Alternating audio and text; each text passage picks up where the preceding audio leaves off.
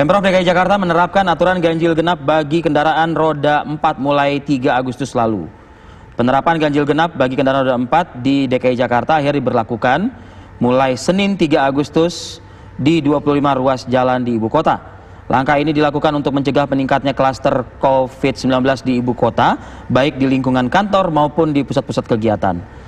Sementara sanksi penindakan atau tilang akan diberlakukan sedianya, ya, informasi sebelumnya memang hari ini, yakni Kamis 6 Agustus. Tapi informasi yang kami serap dari tim kami di lapangan, pagi ini ada revisi atau pemunduran 1 hari ya Fit ya, menuju ke 7 Agustus yang jatuh esok Jumat ya.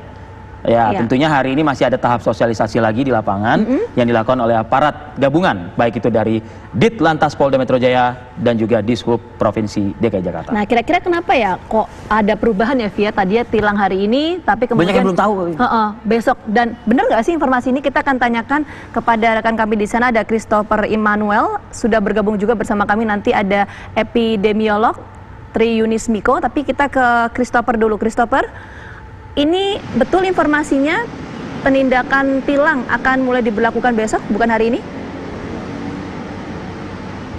Ya, selamat pagi Gina dan pemirsa. Memang sedianya mulai hari ini tanggal 6 Agustus 2020 akan dilakukan penindakan bagi pelanggar peraturan ganjil genap. Namun berdasarkan informasi yang kami dapat dari Ditlantas Polda Metro Jaya, memang akan ada penambahan 1 hari atau penundaan 1 hari hingga 7 Agustus 2020 untuk perpanjangan masa sosialisasi ganjil genap.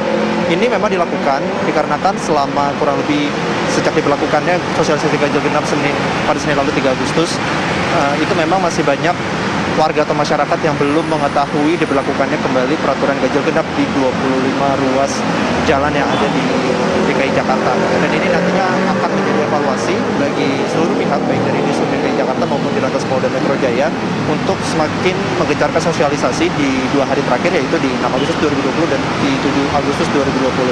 Dan menurut informasi yang kami dapat bagi aparat di pos polisi Pancoran di kawasan MT Haryono ini, memang nantinya sanksi baru akan diberlakukan pada awal pekan depan karena memang adanya penundaan atau perpanjangan masa sosialisasi ganjil genap hingga 7 Agustus 2020 mendatang. Dan memang sejak diberlakukannya sosialisasi ganjil genap pada Senin lalu, hanya diberlakukan teguran lisan bagi para pelanggar yang melintas tidak di hari yang sesuai dengan nomor plat kendaraannya.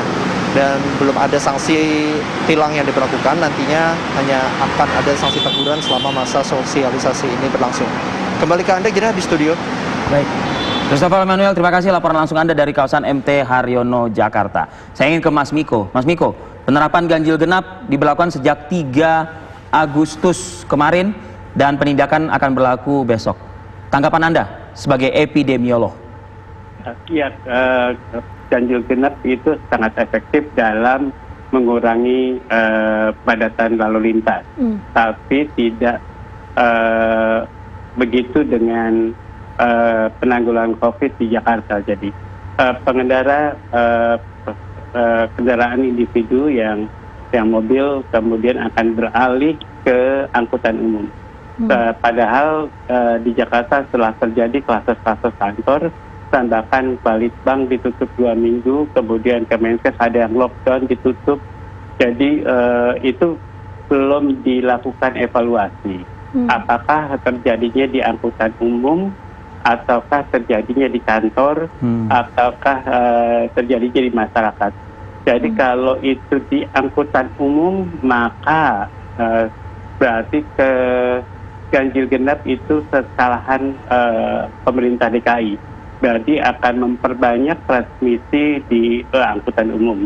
Belum lagi ke PSBB transisi ini. Jadi PSBB transisi ya akan membuka orang banyak bekerja. Jadi transisinya ini kemana sih gitu? Jadi transisi ke new normal itu merah belum bisa. Jadi kalau transisi itu waktu kuning bicara transisi.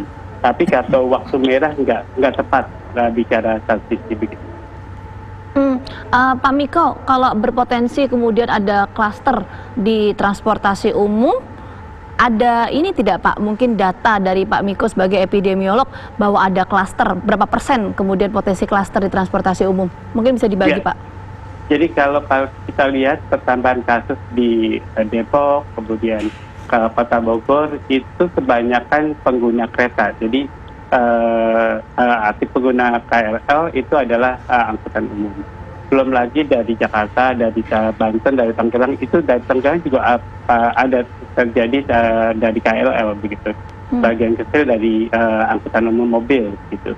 Jadi ya harus dipertimbangkan, harus di tracing atau di kontak tracing sebaik-baiknya semua kasus yang ada di klaster kantor atau klaster yang ada penularan orang ke orang, karyawan per karyawan di kantor tersebut. Kemudian apakah karyawan itu menggunakan angkutan umum atau karyawan itu kecil sekali yang menggunakan angkutan umum. Kalau kecil sekali maka jangan satu kantor ya, atau semua kantor, maka ya itu terjadi kalau banyak yang menggunakan angkutan umum maka itu terjadi karena angkutan umum. Baik, Mas Miko, kita tahan dulu ya, kita jeda dulu sejenak. Nanti kita lanjutkan diskusi kita usai jeda pariwara berikut. Kami akan kembali.